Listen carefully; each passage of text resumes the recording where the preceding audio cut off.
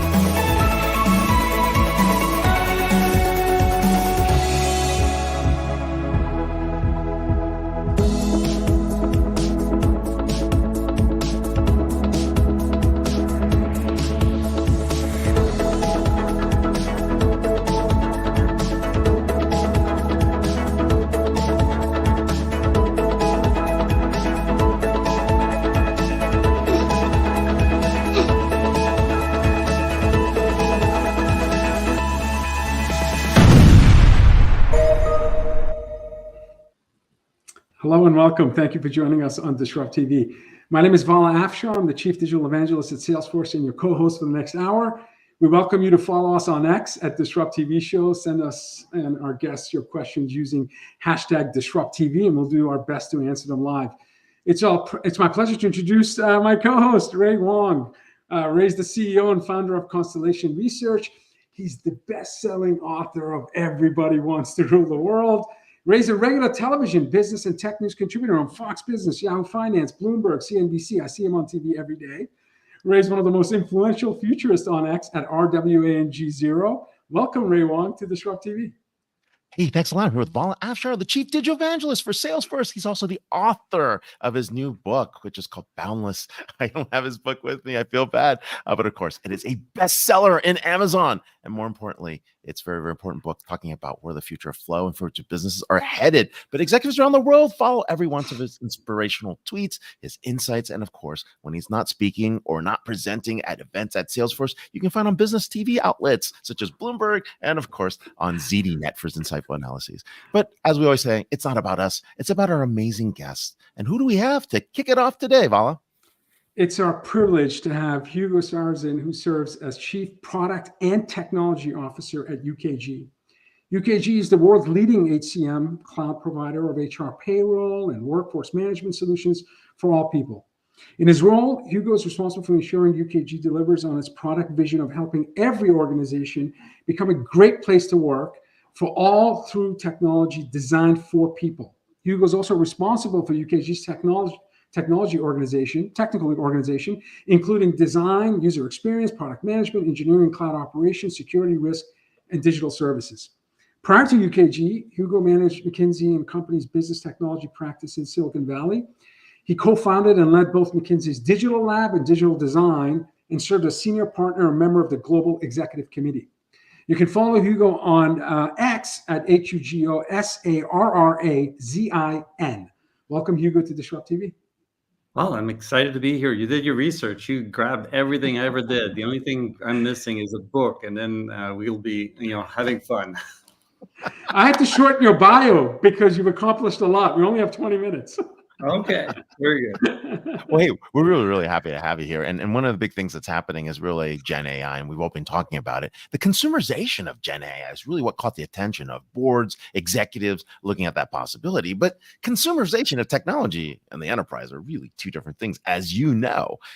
What does it mean? And how do you take this into the enterprise in a safe manner, a scalable manner, and one that makes sense, that drives business value? Oh, it's a great question. Listen, this Gen AI thing, is 50 years in coming. We've been doing AI for a long, long time. I don't mean we UKG. I mean, just like it's been around.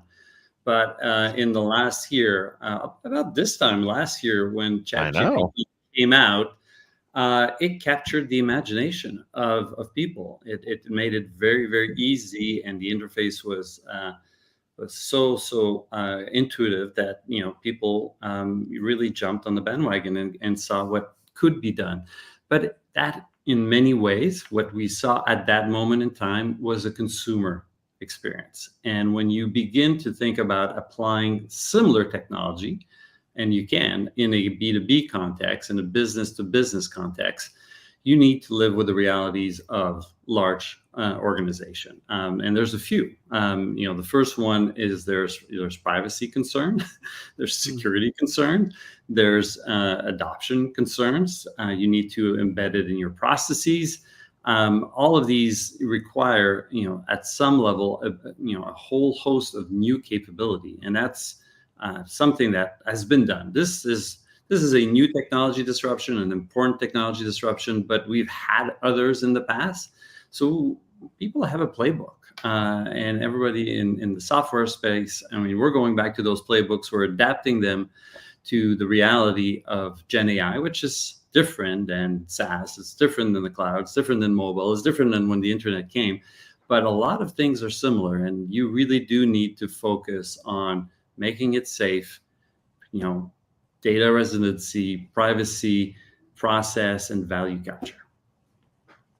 And Hugo, how does this new technology, as you mentioned, I mean, OpenAI was founded in 2015, but for us, most of us, maybe not for you, because you're a super technologist, and definitely not for Ray, but for a lot of us, the realization of what OpenAI can do is about a year ago. And we saw, like, in 2 months, 100 million people were actively using the prompts and trying to get answers to questions. How is this going to impact the human capital management space, talent management, payroll? How will this impact how businesses run? I think it's huge. I think it is huge. First of all, AI has been used for a while. I mean, just here at UKG, we've had it, more than 5 years. We have models running using classic AI to do predictions. And right now in production, at any given time, north of 2,500 models are running. Wow. But when you introduce the generative part and the transformers, now we've opened up the world to new possibilities, and that's pretty interesting. You can go and think about a different interface, a different way for the end users or the different personas that are supposed to engage with HCM to interact. You may not need to remember all these menus. You may be able to, in the future, very soon, to interact and talk to your payroll provider and ask it questions about, how much 401k room do I have available, and just talk, because it is able to infer from the context, from the question, and go get the right information from the right place. So that's one example. Or you can move into creating wonderful shifts that are based on skills that are known or inferred or declared so that, if you're a frontline employee, like we have a huge shortage of nurses. It's really hard to get nurses. So you need to be able to assemble amazing schedules for nurses. Well, that's hard work. It's hard work, and it requires a lot of involvement from an individual. But now if you can infer a lot of that and propose a bunch of a schedule that meet the needs of the employee at work and on the personal front, now you've just opened up the possibilities. It's pretty exciting. Or inferring skill is going to be a fun, and creating learning journeys, all that kind of wonderful stuff. We're going to see a very different human capital world based on this and based on a bunch of other things that we now can do. So you have an optimistic view in terms of generative AI helping with, like, for example, regrettable attrition in organizations. Absolutely. You can use the technology to improve the employee experience and retain your best talent. I'll give you regrettable attrition is a great example. There are signals that employees are generating all the time about their degree of satisfaction. Some of it is through the employee surveys that you do on a semi-regular basis in most companies, but also just if you're late on your schedule all the time, if you don't show up the way you're showing up, if you don't have regular mentorship meeting with your boss. You can kind of begin to assemble a composite picture of things that individually on their own may not be sufficient, but collectively give you a signal. And then if you provide that signal in context to managers, hey, I've noticed you haven't spoken to person X, person Y, person Z.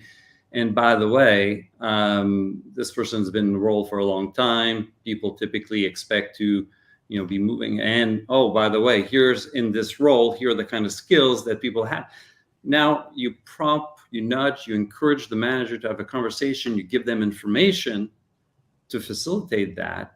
You not only identify regrettable attrition, but now you've given in context a manager a whole host of tools to deliver a better employee experience.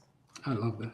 Vala, I think it was my LinkedIn update that gave it away. Totally didn't mean, hey, there's a lot of unstructured data that can totally speak to your tone and sentiment, for sure. So I did a domain registration. I don't know. Available for work. Right. Exactly. Yeah. The new video. Those subtle hints that managers this is Tom Peters' 20 years talking about manage by walking around. The fact that UKG software can give you those signals and empower the managers to proactively engage. I think there's going to be a war on attrition. And if you're not leveraging technologies to keep your best talent, you're just not going to be able to compete. Sorry, Ray, go ahead. This is a huge topic. I believe this is a huge topic. I totally agree with you. And it's actually happening on the blue collar side, not on the white collar side, which is actually really interesting. It's on the trades and everything. But hey, that's an important piece, because people want to use AI to differentiate. They want to use AI to actually create opportunities they never would have had before. And when we think of AI, like we see it in cost takeout, we see it in compliance, we see it in operational efficiency, we see it in revenue and growth, we see differentiated business models, and we see an experience. What are clients asking you about in terms of, how do they differentiate, or how do they even get to the point where they can use AI to differentiate? Yeah, that's a great question.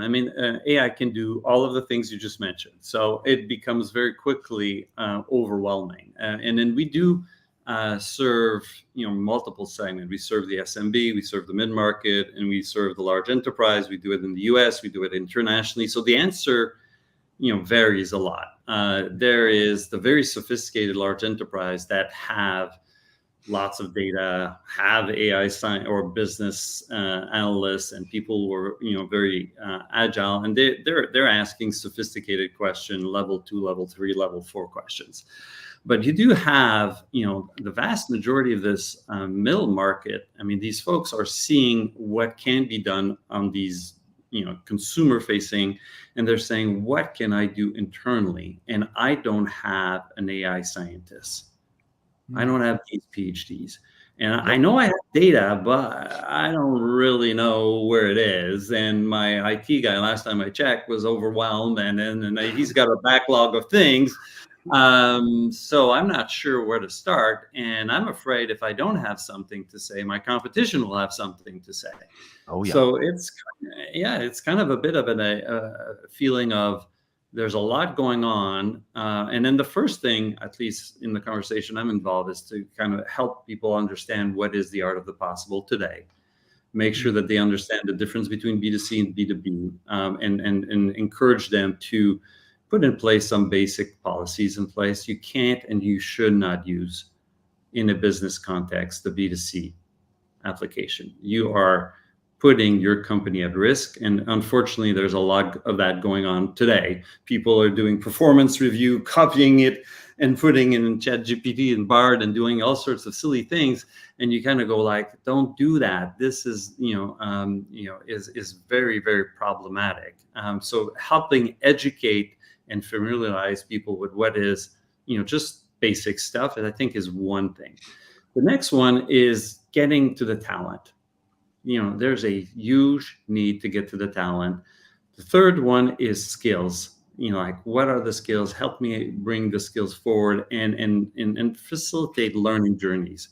And there's so many wonderful things we can do to help employees grow. So those are just sample examples. And I'll tell you my last favorite one. And at HR Tech, I literally had a CHRO like give me a big hug. He was walking around and he was completely overwhelmed. He says, everywhere I go, everybody's talking Gen AI. Everybody. And I just don't know where North is anymore and what's real and what's not, what's hype and and he says, like, tell me what you guys at UKG are going to do. I have the tool. I love the tool, but now I want to know. And I said, listen, there's plenty of fancy stuff, but let me kind of start you with some basic. Do you have an HR policy? The guy goes, yeah, I got an HR policy. Yeah. Okay. Do you have a benefit policy? Yeah, I do. And I said, okay, do people call you all the time? And are you answering a bunch of questions? I said, yeah. I said, okay, well, I'm going to make it easy for you to take your own policy, consume that in a Gen AI way, and make it available to your employees so that you in HR can kind of like offload that. And by the way, I'll make it in a tiered way. The first level will be the specific answers that are based on your documents and your information and your choices.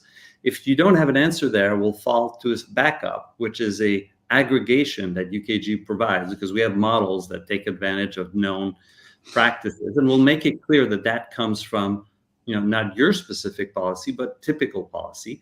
And if we don't find anything, we'll default to, the LLM that is available, publicly. And make that available. And he was so happy. He says, just give me that. Just give me that. It will save me so much work. And I can build trust with my employees about using AI. I can show value to my CFO. I can show value to my CEO. I think it's important that your answer to Ray's question spoke about jobs to be done, things you should consider with generative AI solutions, and things you shouldn't consider. Like, for example, feeding a public LLM with employee performance review material. Come on, we all need some help. Yeah. So, Hugo, why is it important for business leaders to be radically transparent when it comes to their AI plans, not just with their employees, but perhaps with all stakeholders? I think it's really, really important. I mean, I've been around, and I think all three of us have been around quite a number of years in this tech space. And we should have learned, these different technology cycles have shapes and form. And we should have learned from the history that, there's an incredible amount of hype. People get all excited and say all sorts of things. There's going to be another body of group that will arm themselves with doomsday scenarios. Everybody's going to lose their job. We're all going to be replaced by Gen AI robots and all that kind of stuff. And it's hard to know what's real and what's not real. And employees, are not experts. They don't spend their days thinking about this. And then in many organizations, trust is fragile, is often broken based on previous decisions that are made. So I think as we want to introduce this Gen AI technology, it's very important to, do it in a way that makes it clear that, there can be benefits. There can be ways where this is going to be rolled out. And by the way, it's already there. right? There are versions of AI, Siri, your Google Translate. I mean, it's there. You're using it every day. Like, let's Every kind of day. like take this apart and let's not demonize. And then, by the way, there are roles and jobs that will be really transformed. In many cases, back to your point of jobs to be done, which is a fabulous framework, you can also be a bit more precise and go after tasks. And then when you make the case that it's tasks that are getting transformed, people can say, haha, my job's getting enriched. I'm going to get on board with this and I'm going to help shape it. And I think that's part of the reason being transparent, bringing people along is I think it's a win-win-win for everybody. Hugo, we're all going to figure out when we do full intelligent AI and automation to remove some of the remedial tasks and the menial tasks that are actually really hard. We're going to figure out when we augment the machine with a human just in case, so we get the high levels of precision. We understand the exceptions and why people do things differently and break rules, so we can actually adjust and make course corrections. And we're also going to think about when we actually augment the human with the machine to make our lives easier, right? And then at some point, we have to decide, it's going to be the hardest problem. When do you actually deploy a human? When do you have the human touch? And when do you want that human touch? And that's part of that experience design. And I know you know that going through your work at McKinsey and other places, it's a very, very touchy area. So Hugo, thank you so much for being with us. It's been amazing hearing your views on Gen AI and the work that you're doing. We've got Hugo Sarrazin, CPO of UKG. You can follow him on Twitter at Hugo, Sarrazin. Thank you for being on the show. Thank you. It was a pleasure. Take care. Lots of nuggets of wisdom. Oh, he's a big brain, man. He's a big brain. No, he is. I know he is. Yeah. For sure. But speaking of big brains, Ray, we have two best-selling authors with us next. It's our privilege to have Scott Osman and Jacquelyn Lane, CEO and president of 100 Coaches, and best-selling authors of Becoming Coachable. So important. Jacquelyn Lane is the president of the 100 Coaches Agency and co-designer of their proprietary curation process and relationship-first philosophy. Jacquelyn has been with the agency since its founding, and it's a critical pillar of the 100 Coaches community. Jacquelyn comes to the world of executive coaching through her previous role in the energy industry and lifetime commitment to improving the lives of all people by elevating the quality of leadership. Scott Osman is the founder and CEO of the 100 Coaches Agency and co-designer of their proprietary curation process and company's relationship philosophy. In his role as CEO, Scott established a vision for the company, leads partnerships and business development, and serves as a leading light of the 100 Coaches community, which he co-founded with Marshall Goldsmith, the other co-founder, the co-author of this amazing book, in 2016. Scott is also the co-founder of Methods by 100 Coaches, the online leading platform. Welcome, Jacquelyn and Scott, to DisrupTV. Thank you so much, Vala and Ray. It's so good to be here. Great to be here with you. Yeah, we're really excited to have you. And it's amazing book, right? I mean, this is really one of the things that people are all trying to figure out, especially as they're advancing through their career, understanding what's next.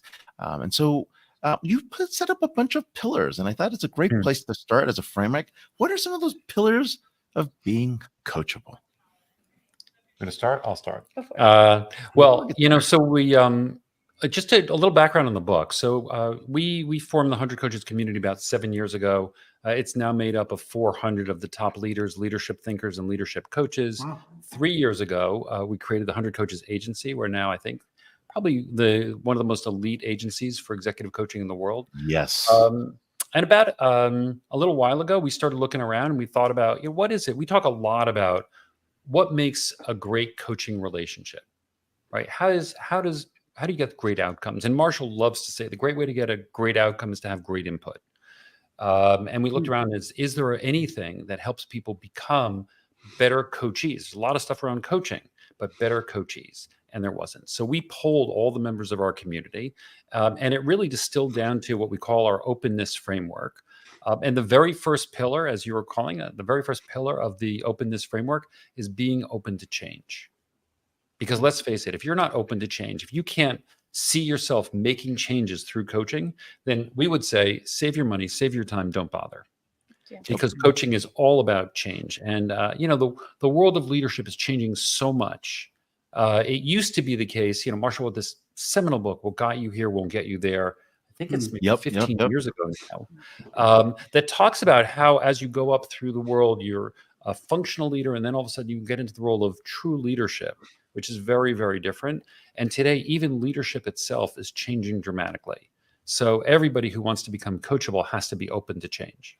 The second pillar is being open to feedback.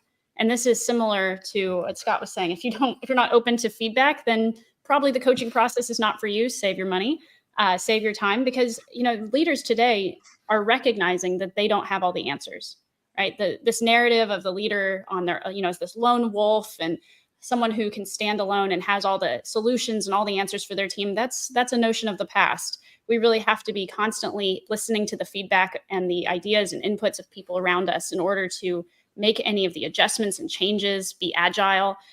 So being open to that feedback is just a natural part of the coaching process. Yeah. And being open to change and open to feedback, like bravo, you've done great. But the third pillar is something that people get hung up on also, which is the willingness to take action, being open to taking action. Bias for action. Like it's all great that you I want to change. And yes, give me that feedback. But now comes the time you have to actually be willing to take action. A great coach will help you do that, but you also have to be open to that. Yeah. And then, of course, the final pillar is then being open to accountability. And accountability might be an uncomfortable word for people, but accountability is all about creating lasting change. It's not enough if you only take those actions once or twice. You have to take those actions consistently. For an athlete going to the gym, you have to simply do the reps. And a coach is a great accountability partner who's going to help you make those changes permanent and be the kind of intentional leader that you want to be. That is amazing. What's stunning to me is you two stand in front of the most powerful men and women leaders, titans of the industry, and they're asking for your guidance to change and improve themselves and be accountable. How quickly do you realize that this person is not open to change, open to feedback, and perhaps not accountable? I mean, because they're so successful, they've reached some of these folks you coach and advise have reached the pinnacle of their career. So I'm just curious, how often do you refund their money because you realize they're not going to change? Well, fortunately, our screening process is pretty good. So okay, awesome. Now before we begin. And it does happen, every so often we'll be in a situation, we'll have our first discovery call to hear what the person is, what they're looking for out of coaching. And if they say things like, if they say things like I used to say, because if you read the book, you'll read I was not always coachable. I'm feeling pretty good. Like life is good. I'm like everything's working well for me. There's nothing really that I think I need to change. That's a sign the person's not really ready to be coachable. Now, there are ways around that. For example, what you can think about if you feel like things are going really well. One of our coaches has suggested that is a self-limiting belief. Right? Whatever you think well is right now is the limit to your threshold of how high you can go. And one of the great things that coaching can do to help you is to say, you know what? Change doesn't always mean fixing something. Change often means expansion. Mm-hmm. Wow. Yeah. Another thing that we hear often is people say, well, I have other people in my life and in my organization who need to be coachable who need coaching. I'm doing okay, but other people. I like the deferred. I like the deferred. It's awesome. Deflection. You're doing really great. Hey, my discovery here could use your help. Yeah, exactly. But I love getting to say, well, if you can see some of the ways that other people in your life need to grow and change, maybe think about how easily they can see areas where you need to grow and change. But sometimes the impetus is as simply as, the board or your boss thinks you need to change. Maybe you want to rethink that. Right? Because I think it was Coach Wooden, the greatest college coach of all time, who said great coaching is about giving feedback without causing resentment. And I just imagine you two, again, in front of the most powerful people on earth, and the amount of graceful feedback and compassion and humility and that's required for these, again, titans of the industry to recognize maybe there's an inflection point in their career where they need to change. So I just think that you do incredible work. And Thank you. I just it's sorry, Ray, go ahead. No problem. I'm just thinking about this. It's, this ability to get to, you know, I don't know, people need different opportunities to be able to be coachable. And I think you guys talk about that. And how do you build that kind of framework? Because we just walked through a couple examples where, people typically are told by the board, you need an executive coach, right? They see that as a sign that they're about to be removed from the startup that they founded, or Mhm. that there's some kind of resentment in the board that says, oh, someone brought in the coach. What do we do now? Right. And they feel threatened. Right. Yeah. But if it's part of the normal process where everybody's getting some level of coaching or some level of training, right, then it actually works. Right. But in your case, coaches need coaches as well. Mhm. Absolutely. So, and you think you're on the right path, but you're doing such an amazing service for coaches and coaching, because like a lot of times it's like, hey, something changed. We have to actually do this differently. Or the next group or the next generation is viewing this as a different kind of opportunity. Let's talk about that and start there. Yeah. Yeah, I mean, such a great point, Ray. I mean, the world is changing rapidly. The demands on Mm. leaders are, extraordinary. We have globalization, we have new technologies, we have all kinds of disruption in our supply chains, you name it. All of these things are happening that require us all to evolve and to change. And really, the only way to do that is through the help and support of other people. If we think about our own lives, most of the notable experiences that we have, all of the ways our minds have been changed, has almost always started by being in relationship with other people. And coaching is an extraordinarily powerful relationship that creates a lot of positive change and helps you have more positive relationships with all the people around you. That's part of what makes it so powerful. But I love your point that coaching does not have to be viewed as this remedial exercise. Instead, we think being coachable and having a coach is one of the greatest signs, modeling growth. It's a sign of respect for the people that you lead, saying, I want to be better for you. It does not have to be seen as in this threatening light. And I think that's been really the amazing work of Marshall Goldsmith over the last several Yeah. decades. I think a lot of the time also, and the example that you gave where the board says you need a coach, and maybe you're the founder and the board's, the board is saying, in our opinion, is we want to invest in you. Yeah. Right. We think there's more here, and a coach is going to help you bring that out. Because one of the things we know is the leader has the least access to certain kinds of information of anybody. Right. When you're in that top leadership position, you're not getting all the information that you need from your direct reports, who you could fire, or from the board, who could fire you. And so with a coach, you have access to kind of information and awareness that can really help you do the job that you want to do. I love that. I just listened to a lecture from a Stanford professor who talked about behavioral modeling. And if you want to model a culture that's open to change, he talked about authenticity, observability, and repeatability. So when you see your boss has a coach, now you're observing commitment to continuous improvement and excellence. So you're now hopefully more open to the idea of being coachable. Or why don't I have a coach? Right? You're going to want a coach too. I thought I was your coach. No. Yeah. I'm sure. Yeah. Ray's going to replace me with an algorithm very quickly, so I need to be careful what I say. One of our favorite stories, by the way, is the story of Hubert Joly, the famous CEO of Best Buy, who got into Best Buy. Best Buy was on the rails, right? They were expected to go bankrupt like everybody else in that category. And he recognized that although he had a storied career, he didn't have the answers to how to solve the problems of Best Buy. Marshall was his coach at the time, so we have some good insights, and Hubert loves to talk about it. But he went out into the front lines and he said, look, I'm Hubert Joly, I'm the CEO of Best Buy, and I need help. And I need help from you, frontline workers, to tell me how to fix this company. And it worked. Help me. I love it. This is the Brene Brown show. Magic. That was his phrase. Yes. Yeah. But it takes a beginner's mindset, tremendous humility.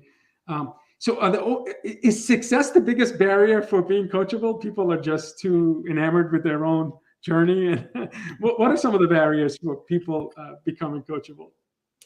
Yeah, certainly, as Scott said earlier, one's own success can become a limiting belief in a way. But there are some of the other things that we often see in leaders is defensiveness, shooting down every idea, not thinking that someone needs to change. Another word for that might be arrogance, right? Believing our own press. Some of Marshall's book, What Got You Here Won't Get You There, of course, addresses some of that. And perfectionism is another challenge, fear of change. Well, and like you were saying, the unwillingness to listen to feedback. Someone gets their 360 and they're in denial that the messages that they're receiving on the 360, they aren't you. That's a big barrier to coaching. That's amazing. Have you changed your style of coaching over the years in terms of, you have a 400 member community, so you must, and these are like extremely accomplished people. So you're getting feedback constantly from an army of successful people. Has that changed the way you coach today compared to maybe 5 years ago, 10 years ago? Oh, certainly. We are blessed to be in community with so many amazing thinkers, authors, coaches. And so absolutely, we are getting that feedback constantly. We're trying to practice what we preach here. Yeah. But again, part of us writing this book was recognizing that we ourselves have not always been coachable. And so it became that process of learning what goes into that and how can we model that. And so certainly as we become more and more coachable all the time, we're continuing to grow and evolve ourselves, and our own styles are evolving very rapidly. Yeah, I think also the art of leadership is changing fairly dramatically. If I go back 20, 30 years, leadership was very much a directive. And now, I think you were mentioning earlier about Gen Z. A number of the CEOs that we talk to, they're worried about how do they lead Gen Z? Because Gen Z doesn't want to be led the way previous generations were. They want to be included. They want to be considered. And that requires a change of leadership style. And that change of leadership style is requiring us to think, how do we help leaders become more heart forward, right? How to think about, as Hubert says, heart count, not head count.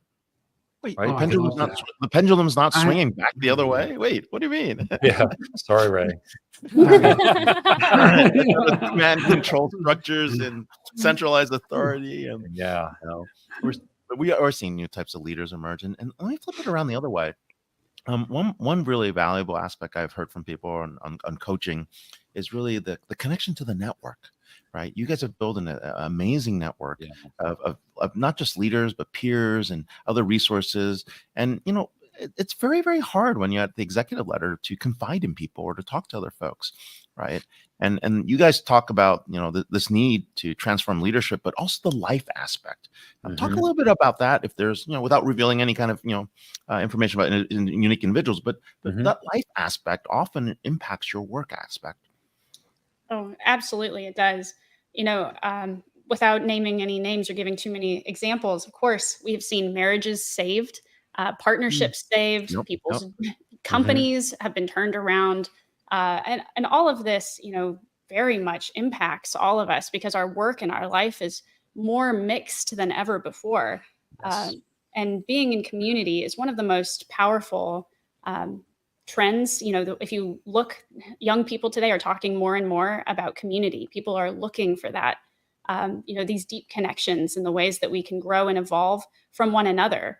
And I think that's part of what we wanted to talk about too in our book, Becoming Coachable, is how can you be coached by all the people around you, not just from an official coach or someone you've hired, but if you are in community, if you have relationships with other people, those people can serve as an unofficial board of advisors or unofficial coaches to you, and can help us all to grow and evolve and live much more fulfilling lives. And thinking about the new style of leadership that we were referring to, that new style actually makes leaders better people. Right. And by being better people, they're actually better spouses and better parents, better friends. Their life is in more balance. Because really, I think the previous idea of a leader who gave it all to the company and had this sort of devastated life around them is an ancient idea. And the new ambition, and we talk about this in our book, is a great leader creates human flourishing. And flourishing starts with themselves, right? If they don't have a fulfilling, balanced life, then how can they create it for the people around them? And the people around them are going to include the employees, the people in the community around the company, as well as shareholders. And that's the kind of new leaders that we're trying to help come into being. Some amazing work. Scott, Osman, Jacquelyn Lane from 100 Coaches. This has been an amazing book. Congratulations on launch. Instant Wall Street Journal bestseller in September. And of course, please get the book on Amazon. Look forward to catching up with you maybe in New York. So congratulations. Thank you. Likewise. Thank you Great both seeing Thank you you so both. much. Yeah. Thank you. Such an important skill to have. Stay teachable, stay coachable. Given the I need a velocity of coach. change. I need a coach. I'm realizing this. So We may need, well, that's why Let's we have book it. another segment. We have another segment because we have an amazing big brain best-selling author to come and close the show for us with hitting a grand slam. Dr. Michelle P. King, author of How Work Works. Dr. King is a globally recognized expert on inequality and organizational culture. Based on over a decade's worth of research, Michelle believes that we need to learn how workplaces work so we can make work for everyone. Michelle is a host of a popular podcast called The Fix. Michelle's the author of the best-selling, award-winning book, The Fix, Overcoming the Invisible Barriers That Are Holding Women Back at Work. Her second book, How Work Works, The Subtle Science of Getting Ahead Without Losing Yourself, which was released just in October. Michelle's an award-winning speaker. She's spoken over 500 events globally. Michelle's a senior advisor to the UN Foundation Girl Up campaign, where she led the Next Gen Leadership Development Program, which enables young women to navigate and overcome the barriers to their success. You can follow Michelle on X at, she must be an early adopter. She got the whole Michelle P. King, K-I-N-G. Welcome, Michelle, to DisrupTV. Hello, thank you so much for having me. And I'm a New Zealander, so I was dying at that intro. I was like, just kidding. But you're too kind. It's lovely to be here. Great to have you. Hey, I really like your book because what it does is it weaves together the cultural dimension. It weaves together a ecosystem story. It weaves together, that need for awareness and understanding that's often missing in global business. So I'll start with the question: why will it no longer work if we're using the career playbook from before that allowed your boss to advance to the top? What are we missing? Like, in Asia, does it mean like I have to donate my liver to get to the top? In other countries, do I have to just work 100 hours a week? Like, what am I missing here? So you know what? That would be a great book. That'd be really short, right? Donate the liver. Instant bestseller. Instant A bestseller. little bit of what both your authors previous guests were talking about or touching on. So I'm a researcher, full transparency. I have worked in corporates as long as I've been researching and been in academia. And so everything I'm sharing today is not my opinion. I don't actually have a lot of wiggle room for opinions. This is really just facts. So the world of work has changed. And whether it's AI sort of changing about 44% of the tasks we undertake over the next 3 to 5 years, whether it's the diversification of talent globally with workplaces becoming more diverse, or the fact that, we're in this hybrid context, or even the fact that workplaces are becoming less sort of hierarchical. In fact, only 14% of CEOs believe that traditional hierarchy makes any sense today, where we've got to make decisions quickly and we have to collaborate. All of these changes actually point to one really important thing, which is that how we work is way more important than just what we do, because 83% of people have to collaborate with others in order to get their job done. That's a really big statistic. So if you think of the industrial era and what your previous guest referred to as the old world of leadership, in the 1950s, you could arguably go to work, just do a task, go home, right? Today, you cannot do that. When you go to work, you have to work with other people. And the amazing thing about this is even when it comes to AI and the rise of sort of the need for digital skills across all sectors, that is coupled with an increased demand across all industries for advanced social and emotional skills. And when we think about it, with the diversity lens, what we find is workplaces are becoming more diverse, but they're also becoming less inclusive. And that's because people don't know how to bridge their differences with others, work across different cultures, right? Which requires advanced social and emotional skills. Hybrid world of working, very hard to do, right? Very hard to collaborate, very hard to problem solve and create in a hybrid setting. It just is. I love hybrid working just as much as the next person, but all the data tells us it's isolating. It comes at a cost, right, to a person's level of fulfillment. So you have to have advanced social and emotional skills to navigate that. And then we also see in this increasingly ambiguous, informal world of work, again, the number one skill set that you need is advanced social emotional skills. So for me, what we've got to recognize is our ability to work together, to understand the informal side of working life is absolutely critical, because workplaces are going one way, and that is informal. So to master this new normal of work, you have to learn how to navigate the informal. And that's why a lot of the old rules don't apply. Yeah, please expand on that. You've written about the informal and the formal rules of work. And for our audience watching, Dr. King has, I think, north of 5 degrees. So all of the shared wisdom is based on deep research. So what are the differences between informal and formal rules of work? I need to get out more. I really do.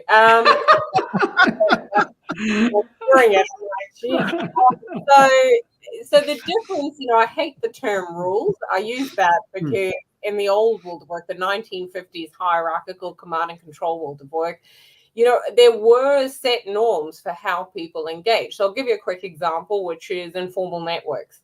So in the old world of work, you typically had people in leadership positions who were white, middle-class, heterosexual, able-bodied males, and they networked with other white, middle-class, heterosexual, able-bodied males, and they had a very closed network, right? And that worked for them in that structure. Today, what is the worst thing you can do in terms of, future-proofing your career?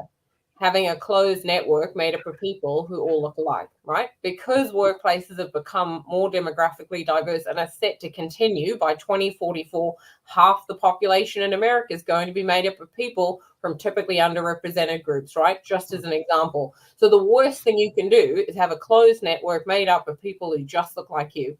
You have to diversify your network. In fact, one HBR study found it's almost the single most predictive factor when it comes to career success is a diversified network. So we have to look at, how we're investing in building relationships with people who don't look like us. How are you even managing your informal network? And I'm sure we'll get to that in a minute. But that's a really good example of where some of these old ways of working don't work today. The problem is most people don't know it. So a lot of research, there's one study by Bain, shows that in 97% of organizations, a lot of leaders are still leading in that dominant, assertive, aggressive, sort of closed network, exclusionary way. And I think there's a real reckoning in corporate America with it. We've seen it with the stripping out of a lot of mid-level management roles. And that's one of the forecasts in my book that's set to continue. We're going to see a lot more self-managing teams. And you're really, to lead in this new world, you're going to have to learn how to do things differently. Wow. Yeah, no, it's very insightful. And one of the other things I noticed in the book was really this notion of reading the air. And it's an interesting balance. And I want to just delve deeply into it because, companies come with their cultures and they've been built over time, right? And sometimes you bring different perspectives, but it's how you introduce those perspectives or share those perspectives that bring and make bigger, stronger cultures. And that's the assimilation process in a lot of places. You think in the UK or Canada, or you think Australia, New Zealand, and of course in the US. That same process happens as well in corporations. Talk a little about that, reading the air, and then, what that means. So I think one of the challenges somewhere along the way, I don't know when it happened exactly, but it became a little bit uncool to care about work, right? So there is this sense of, I'm just going to go into work, do the bare minimum. I'm going to be myself. I don't really care where it lands. Yep. And what we've forgotten is we are our workplaces. Next to sleep, work, whether we like this or not, is where we spend the most number of hours over our lifetime, right? Our ability to derive meaning and fulfillment from our work environment actually makes up a huge proportion of our life satisfaction. And so reading the air in other cultures that you actually talked about, they refer to it as things like reading between the lines of what someone's saying, reading the room. All of that points to a level of self-awareness, a level of other awareness that people can cultivate through specific practices, which I'm sure we'll get into in a minute, things you can do to build that, to manage the impact your behaviors having, to care. The nice watch example was great. It's perfect in Japan. And it's amazing. So in different countries, to your point on culture, have different degrees of this, right? Japan's super advanced on their ability to read between the lines of what a person's saying and doing. And there's a great example of a Japanese businessman who's sitting in a meeting and the client's like, hey, nice watch. And he sort of looks at it and then starts talking about where winnable. But actually, what was happening in that exchange is the client was trying to say, "Hey, hurry Let's up." move on. Let's move on. Now, a lot of my American colleagues will say, "Well, Michelle, why can't you just be more direct, right? Just give it to them between the eyes. Just say, hey, hurry up the meeting. I've got to get going." And I think what we miss is it's all about managing the impact, right? Sometimes recognizing how you're coming across, taking care with that, being kind, telling the truth with a level of kindness is one way to manage the impact, is to help an individual. So I think for me, this brutal world we're in actually erodes collaboration. We think it makes it easier. It doesn't, because you're not helping the other person to save some face. You're not softening sort of the way in which you're communicating. Absolutely be direct, but do that with a level of kindness, right? And I think the challenge is also, if you're not cultivating self-awareness, you're never going to pick up on the cue from the client, right? And that's the challenge, is 95% of people lack self-awareness. Sorry, 95% of people, according to an HBR study, believe they are self-aware, but only 15% of people actually are. So 1/5, right? If people actually are. And interestingly, to your coach's point earlier, the higher up an organization you go, the less self-aware people are, because they have a sort of lower rate of diverse, honest feedback, right? And so the least self-aware person in an organization arguably is the CEO. So in academia, we call that the CEO disease. And what that looks like is somebody in a meeting not even caring to check the time to think, hey, have I run over? Right? So we've got to care enough to start to manage some of the impact our behavior is having. I think it's superpower to be self-aware. So what advice do you have for people who think they're self-aware, but they're not? How do you build that muscle? How do you read the room? I feel like the second, third time I read a book, I start to read between the sentences and I get more out of the book. But it's because the second or third time I start the journey with more interest, because I found the first read to be interesting, and now I'm looking for more clues. So is there a way for people to adjust their mindset so when they're in a meeting or they're presenting, they're a bit more self-aware? Yeah, so I'm going to get people to do something weird, or do all up for doing something weird. So I want you to take your index finger, right? I'm not going to, we're talking about in the context of self-awareness. I'm giving the answer right here. But I want you to draw the letter E on your forehead in capitals, right? Okay. So typically, a person who lacks self-awareness, research finds, will draw the letter E facing themselves. So anyone who's watching this, go home and do this tonight. Oh, I like that. Okay. And typically a person, and you don't frame it in the context of self-awareness, because you're still giving it out, where you just say, hey, draw the letter E in capital on your forehead, right? Using your index finger.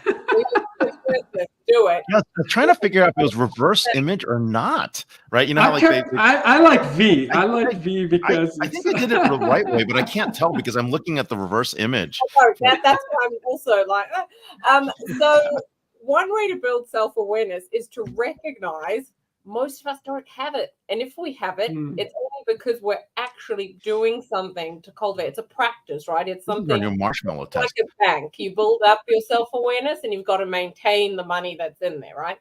And so the problem is, in most organizations, given most of us lack self-awareness, you either fall into one of two categories. You're either what we call an overestimator, so where you think, hey, I'm like having such a positive, disproportionately positive impact on everybody, or an underestimator.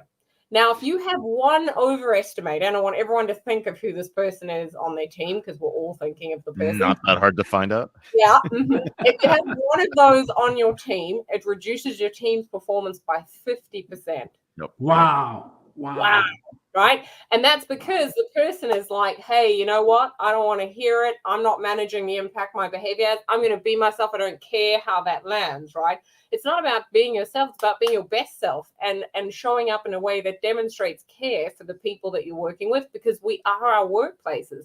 And so I think what we have to do is recognize self-awareness as a practice. How do you develop it? Two ways. The first is, a research study showed if you take 15 minutes a day, 1-5, and you can do this when you're showering, when you're walking your dog, doesn't matter. and you ask yourself what questions. So what worked, what didn't, what could I do differently? You just reflect on your day, ask yourself those 3 questions, right? 5 minutes on each. Hey, what worked, what didn't, what could I do differently? You do that for a period of 10 days, you're going to increase your self-awareness by 23%. Now, some people will be like, Michelle, it's only 23%. But think about the compounded impact of doing that over a 20, 30, making that a sustained habitual practice, right? And I do this. I promise you I do this. So when I leave this session tonight, I'll be thinking, hey, what worked? What didn't? What do I think I could have done differently? Right? And that's how I've become a Nothing. speaker. You're awesome. So far, total awesomeness. We're really bad coaches. There's I'm nothing not else an you can do. overestimator, Vala. I'm not an overestimator. So Let's the think second bigger. thing Let's you think have bigger. to do, right, is recognize that while that might build your self-awareness, how do you know? So when I give talks on my first book around inequality at work, I'll ask leaders, hey, who's inclusive? They all shoot their hands up. Right? What evidence do you have that that's correct? Because the data tells us it's very unlikely you are. So what we have to do is recognize that you've got to somehow balance that view of yourself, your lovely 15-minute reflection, with evidence. So what that looks like is making sort of informal feedback a regular practice. So feedback, like, don't get me started on feedback. We make feedback so weird. Wait till the end of the year. Then I tell you all the things that are wrong with you. You're crying, I'm crying. No one wants to do feedback. Don't do it, right? But when you leave think of micro feedback, right? Every time you leave a presentation, a meeting, something that really demonstrates how you're doing your work, not just what you're doing, turn to the person next to you and say, hey, what do you think worked? And then, like, as you pass someone else on the hall, hey, is there anything you think I could do different? So you ask them the what questions. And you gather that data, you look for themes, and you think about what can I do to close the gap between how I'm trying to show up and how people are receiving that. And the important thing for everyone to remember is don't go down the rabbit hole of asking why questions. So don't do the whole thing of why does my boss hate me? Because you're going to answer that with a biased lens. Again, no evidence, right? Wrong conclusion. So just stick to what questions and you'll start to build that self-awareness. Darn, I was going to ask, why am I not inclusive? And why am I not coachable? And why am I not self-aware? Exactly. I love the fact that collaboration can simply start with 4 words. What do you think? Like, that's just, we need definitely more of that. Before we go, I really want to talk about informal networking. I thought that was a very important part of the book.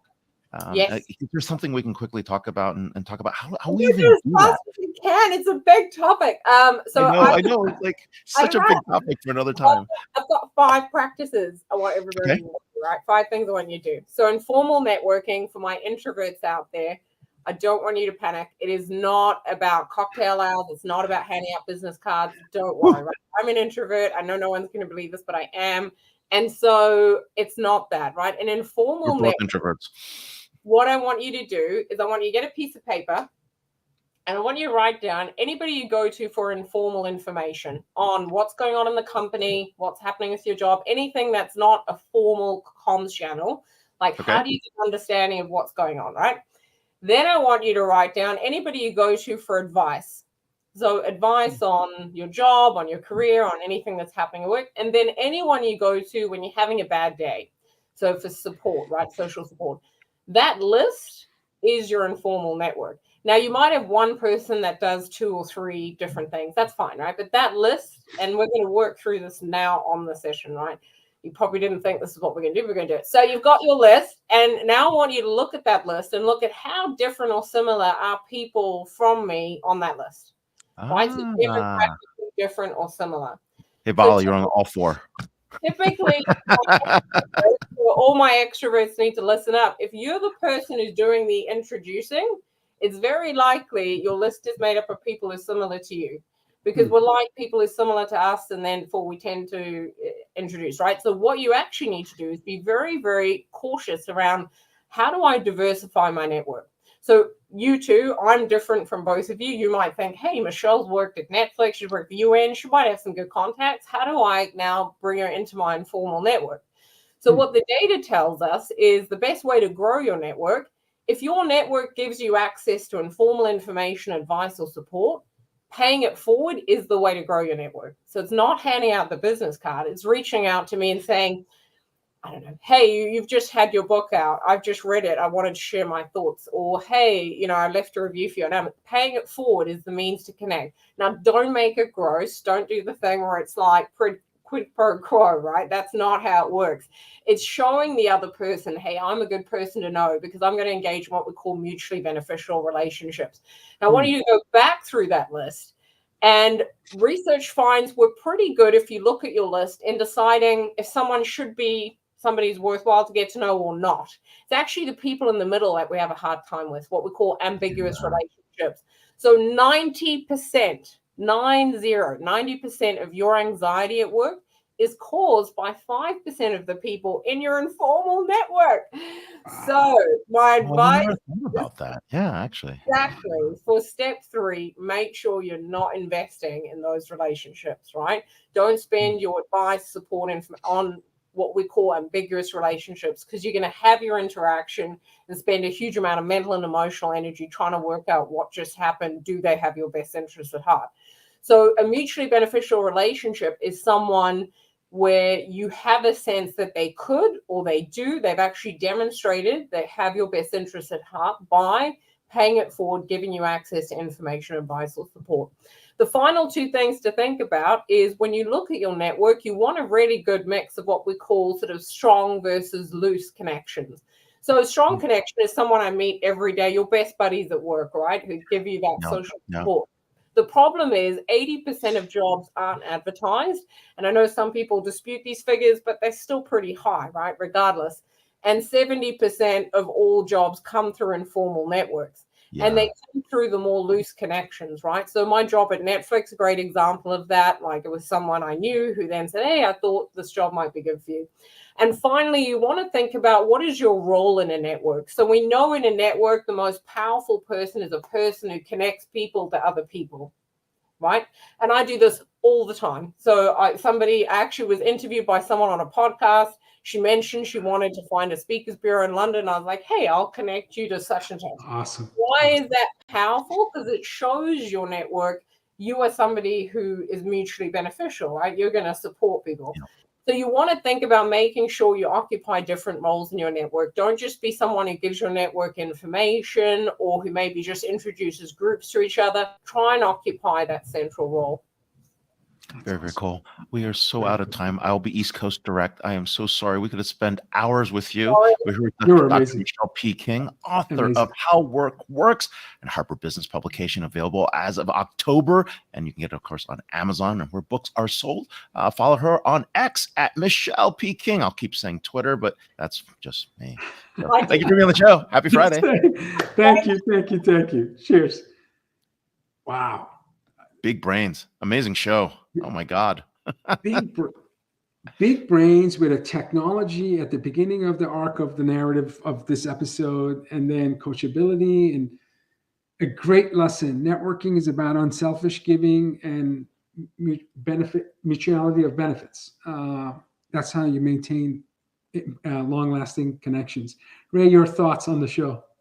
Yeah, I think we really were talking about work and the dimensions of work this week. And, you can see what's happening, how AI is changing those interactions. My bot's going to call your bot, and, you're going to have to manage my bots differently, right? But my bots aren't coachable, right? I'm coachable, right? Maybe I'll coach my bots to be coachable, but we're going to see this really. That coachability factor is important. Leaders are really struggling to really find the ability to actually reconnect, and they're struggling internally to be able to talk to each other. So I see that as well. And then, of course, we've got some great advice as to how to actually work within ourselves. So definitely a great episode on future of work and about how working has changed for everybody out there. We could have talked to all 4 guests for the entire hour. It stinks that Disrupt is only an hour long, but it is what it is. Please read their books, connect with them. They're all accessible, they're all social, and they're all available to you. Next week, Joe Corbin, CEO of JumpMind, Margaret Hoke, 3-time CEO, chair, board member, and author of Tech for Good, Imagine Solving the World's Greatest Challenges, and Rick Horwath, author of Strategic, The Skills to Set Direction, Create Advantage, and Achieve Executive Excellence. If it's Episode Friday, 45. 45. Hey, we're about to cross 1,100 guest interviews. If it's Friday, it's Disrupt TV. Thank you for watching. We'll see you next week. See you next week, everyone. We'll see everyone in the green room.